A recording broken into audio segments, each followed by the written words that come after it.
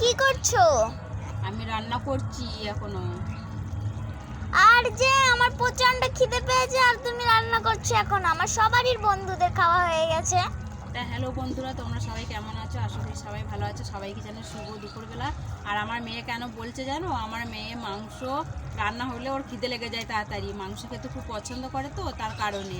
তা আমাদের আজকে রান্না একটু লেট হয়ে গেছে, একটাই কারণ, আজকে আমাদের বাস লবান্ন। আর আমাদের আজকে ওই যে হাঁড়িতে রান্না হচ্ছে, তোমরা হয়তো বন্ধুরা ভাববে যে দিদিভাই কেন হাঁড়িতে রান্না করছে। হাঁড়িতে খাসি মাংসটা রান্না করছি যাতে সেদ্ধটা ভালো হয়। আর আমাদের আজকে মেনুতে হয়েছে খাসি মাংসের ঝোল হবে, আর শাক ভাজা হয়েছে, লাল শাক, আর হয়েছে বেগুন ভাজা।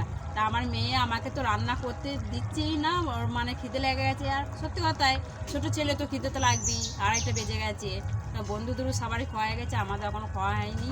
তা বন্ধুরা দেখো আমি এই যে রান্না করছি, তা কেমন হয়েছে রান্নাটা, আর দেখতেই পাচ্ছ কত সুন্দর